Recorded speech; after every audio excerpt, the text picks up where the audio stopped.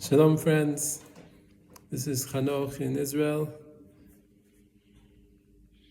I want to talk a little bit about the war in Gaza, as painful as it is to speak about it. Recently, the Israeli army released its report on what happened after over 500 days of the war.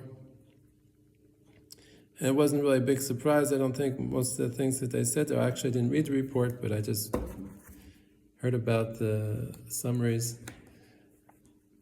They said, in essence, that Hamas, may they be obliterated, in Gaza, basically through a ruse, R-U-S-C, a ruse, were able to convince the defense authorities that they didn't pose a risk of invasion. They did like fake training exercises for the past months and years before the war, and they thought it was just all show and dance, but and then they weren't ready when they actually invaded. Of course, there's no excuse for that, but that's what happened. And as a friend of mine said long ago in the beginning of the war, it comes from this lack of this feeling that you have to always be ready. You have to be ready 24/7 for the worst thing. But that's a short-term way of looking at it. Another long-term way of looking at it, in my opinion, is that we really created the monster, in the sense that we gave control of Gaza, which was in our control since 1967. We gave that control to the other monster we created, the Palestinian Authority, in 1994, and then we withdrew the Israeli troops from Gaza fully in 2005, and that allowed Hamas to take over in 2007. And it's difficult what happened. And I'll tell you, I myself have not been in army service for many years now. I was past the age where I had to serve. I was in the reserves for many years. Before that, about a dozen years. I never served in Gaza, fortunately, but I have to admit that if I had been called up now in this war, I would have faced a real dilemma on a personal level. And actually, the fact that I wasn't called up doesn't affect the fact that all of us, including me, are faced with a real dilemma, in the sense that I am not sure that I would have been prepared to follow the orders that the IDF asked the soldiers to do in Gaza now. Because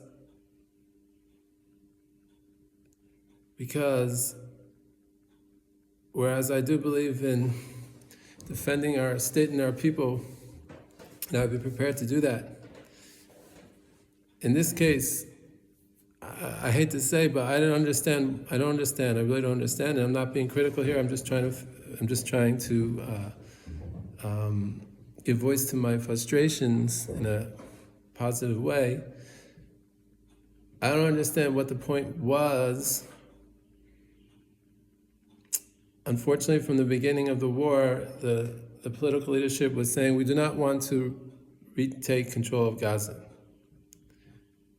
So why did we lose soldiers there?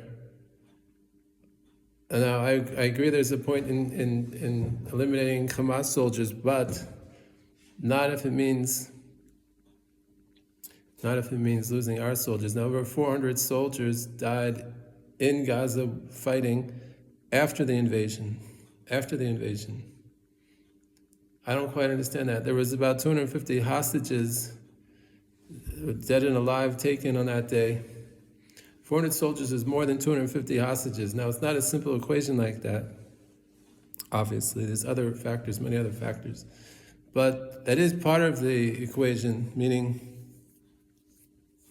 if you're not going to fight to ultimately take over the territory again, and make it part of Israel, which it is part of Israel.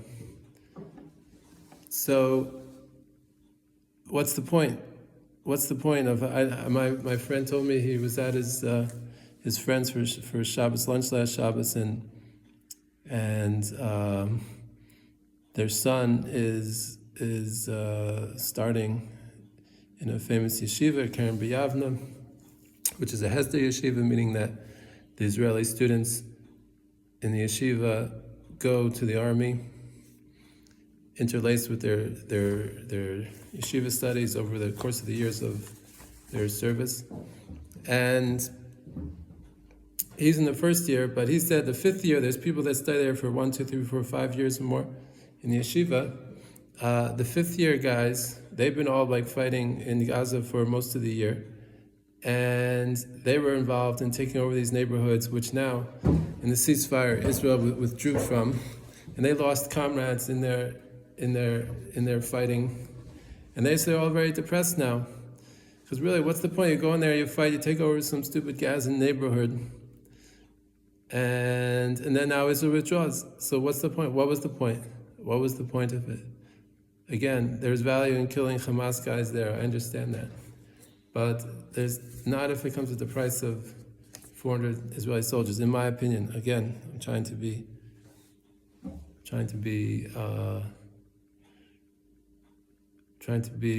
humble about it and not critical. I support the government, I support it, but at the same time I have to voice my frustrations. It's not easy. And they had a lot of constraints, and they had a lot of constraints presumably from